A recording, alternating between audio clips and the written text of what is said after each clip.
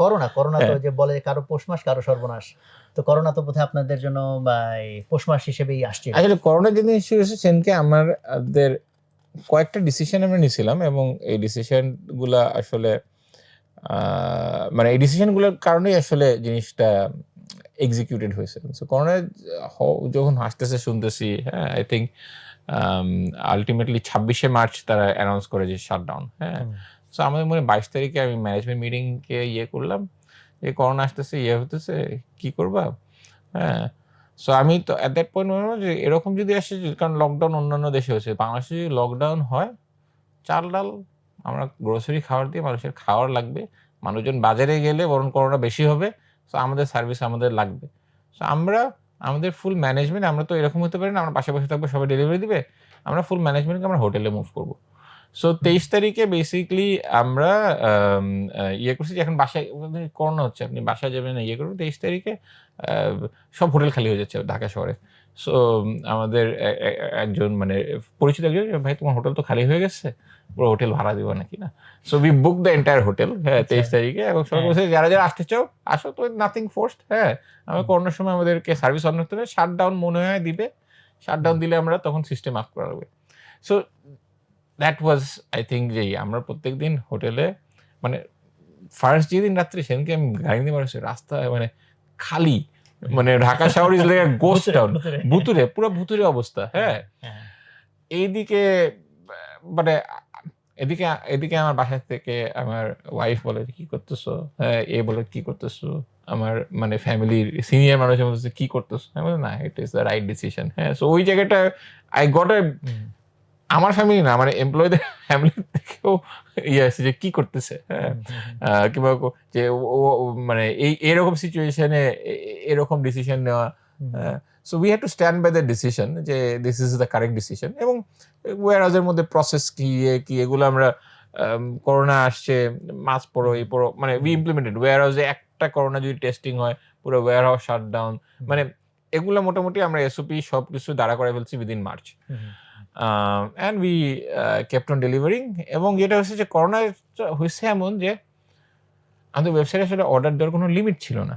একদিন দেখি যে আমি রাত্রেবেলা ঘুমিয়ে গেছি যে 2022 অর্ডার তো রেলি আসে, আমি রাত্রে দেখেছি যে 200 অর্ডার আসছে কালকে দিনের জন্য। আমি মনে হয় সকালবেলা 7টার সময় উঠছি, 7টার সময় উঠে আমি অন করে দেখি যে 18,000 অর্ডার। 18,000 অর্ডার। এদিকে আমার অপারেশন থেকে ফোন করে বলতেছে স্যার কেউ তো আসেনি। 900 জন মানুষের মধ্যে আসছে মাত্র 300। তো আমি যারা আসে নাই সব ফায়ার করো, হ্যাঁ, নতুন হায়ার করো। হায়ারিং কিভাবে হবে, রাস্তা থেকে তো আর হায়ার করা যাবে না, ফোনে হায়ার করো। আমাদের যশোরে ব্যাক কল অফিস ছিল, যশোরে আমরা বলছি যে যশোরের মধ্যে আরেকটা ফ্লোরের মধ্যে তোষক পাঠাও, ওরা ওখানে বসে কল সেন্টার চালাবে। হ্যাঁ, so it was like a basically a military style. মানে এগেন এই পিরিয়ডটাই যে এক্স্যাক্টলি কি করছে আই নো যে we did A lot of things, but I don't know, মানে আমি আসলেই বলতে পারবো যে কি করছি।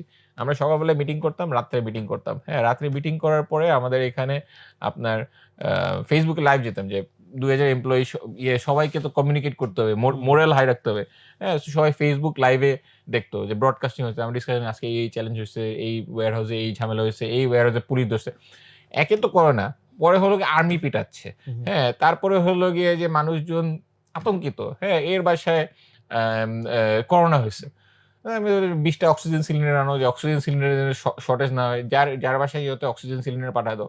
হ্যাঁ, সো ইট ওয়াজ তারপরে ধরেন আপনি তখন এদের পয়েন্ট মানে 18,000 অর্ডারতে এই ওয়্যারহাউস দিতে হবে, ওয়্যারহাউস বানাবো, ওয়্যারহাউস যে বানাবো কাঠ মিস্ত্রি নাই, ওয়্যারহাউস যে বানাবো ফ্রিজ কিনতে পারতেছি না। ওয়ালটনকে ফোন দিছি যে ভাই আমাদের 100টা ফ্রিজ লাগবে। তো তারা আবার গোডাউন খুলে আমাদেরকে ফ্রিজ দিছে। হ্যাঁ, মানে we got a lot of support as well. হ্যাঁ, যেমন ইফাদের জেনারেল বলছে তোমাদের জায়গা লাগবে, আমাদের তেজগাঁওতে জায়গা আছে, ইউজ করো, আমরা সাথে সাথে ডেলিভারি করো। সো উই স্কেলড আপ, যতটা স্কেল আপ করতে পারছি তখন ফার্স্ট জিনিস যেটা করছি যে ওয়েবসাইটটাকে ডাউন করো, কেউ অর্ডার জন্য নেওয়া দিতে পারে, এবং লিমিট দাও যে ডেইলি এতগুলা। এবং জিনিসটা হলো কি it was like this for 2 months।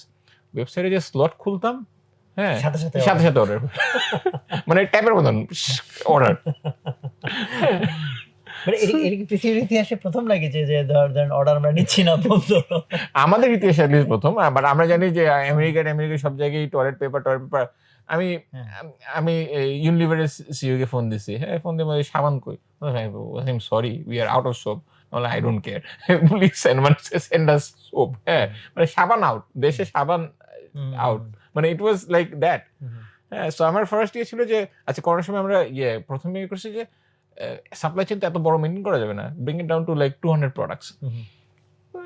মানে অনেকগুলো again, tweaking করা অনেক হয়েছে। অনেক মানে ইটস রিয়েল টাইমে ডিসিশন নিতে হবে।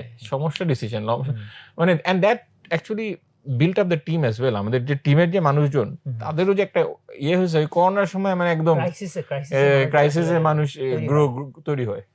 তো ভাই ওই করোনার মধ্যে যখন আপনার এই সিচুয়েশন জি। বা গ্রোথ খুব ভালো এবং জি। আপনার যে এমপ্লয়ি ক্রাইসিস সেটা সামহাও আপনারা মিটিগেট করে ফেলছেন। সো তখন অ্যাকচুয়ালি করোনা যখন শেষ হতে লাইক করোনা তো প্রলংড হলো প্রায় 2 বছর বা এরকম বোধহয় হবে, তাই না?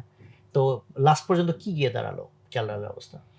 প্রায় 10 থেকে 15,000 অর্ডার গিয়ে দাঁড়ালো। সো এটা আসলে আমাদের লিমিটেশন ছিল লেগে আমরা কত তাড়াতাড়ি স্কেল করতে পারবো। হ্যাঁ, বাট এখানে আরো কিছু সমস্যা আর কি দেখা দিল, রাইট?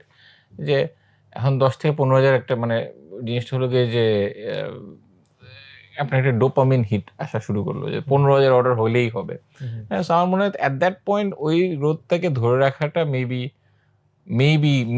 আ মিস্টেক যে ওখানে আমরা যে 15,000 অর্ডার আসতেছে না, দিনটা খুব খারাপ যাচ্ছে। হ্যাঁ, এরকম টাইপের একটা ফিলিং আসা শুরু হয়েছে। 15,000 আসতেছে 50,000 কেন না? হ্যাঁ, so at that point we tried a lot of experiments. So করোনার শেষে আমাদের মানে হিউজ একটা ফান্ডিং আসলো। হ্যাঁ, সো হিউজ একটা এই ফান্ডিংটা তো মূলত এই গ্রোথের কারণেই। এই গ্রোথের কারণে 2021 সব জায়গায় মানে ডিজিটাল অনেক ফান্ডিং আসতেছে। হ্যাঁ, সো মোটামুটি লাইক এবং আমি কোথাও যাওয়া লাগে নাই। আমার অফিসের রুমে বসছি। জুমের মধ্যে 2-3টা মিটিং নিয়েছি। এই যে $10 মিলিয়ন ফান্ডিং চলে আসছে। হ্যাঁ, so $10 million is a lot of money. হ্যাঁ, ফর মানে 100 কোটি টাকা। প্রায় 100 কোটি টাকা। সো এখন যেটা হলো সেটা হলো যে আচ্ছা 15,000 আসছে, 10 মিলিয়ন আসছে। ওয়ার্ল্ড দেখি সবাই 100 মিলিয়ন, 200 মিলিয়ন, 500 মিলিয়ন বাংলাদেশেও তুলতেছে। সো আমার উপর চ্যালেঞ্জ আসছে আচ্ছা আমরা কি নেক্সট লেভেলে যেতে পারবো না? সো ওই পিরিয়ডটাতে উই ওয়ার ভেরি অ্যাগ্রেসিভ যে 15,000 অর্ডার ধরে রাখতে হবে এক্সেট্রা। এবং December of 2021 we start having conversations যে ঠিক আছে এখন আমরা নট 100 কোটি, উই উইল ইনভেস্ট 800 কোটি, 900 কোটি এরকম এই লেভেলের কনভারসেশন চলতেছে। হ্যাঁ, যে সফট ব্যাংক এই ওই মানে চলতেছে। এন্ড আমাদের টিমও খুব যেমন কোনোভাবে গ্রোথ কমানো যাবে না, keep the growth up, conversation চলতেছে।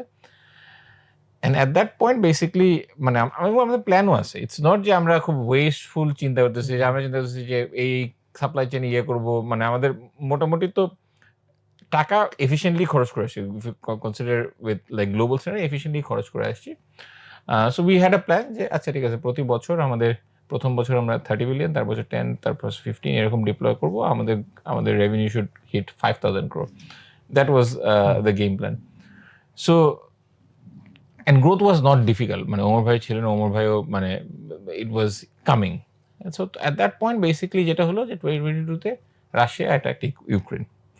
In 2022, for whatever reason, the entire macroeconomy changed. মানে macroeconomy মানে হলো গিয়ে আমার যেমন আমাদের খুব বড় ফান্ডার হলো গিয়ে এস্টোনিয়া যারা স্কাইপ বানাইছে তারা আমাদের কিছু ফান্ডিং দিয়েছে। সো আমি এস্টোনিয়া গিয়ে বলতেছি যে কি অবস্থা, হোয়াট ইজ দ্য বললো যে Wasim we have never seen in our life যে ভেঞ্চার ক্যাপিটালিস্টকে যারা ফান্ড দেয় তারা চেক ক্যান্সেল করতেছে।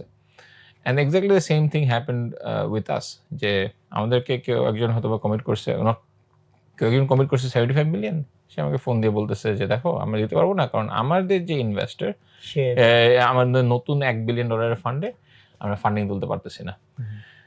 So then it became another challenge. আমি $75 মিলিয়ন খরচ হবো অ্যান্ড মাই রানওয়ে ইজ যে আচ্ছা এটা তো জুন মাসের মধ্যে হয়ে যাবে। সো আমার কাছে অগস্ট পর্যন্ত আর কি টাকা আছে।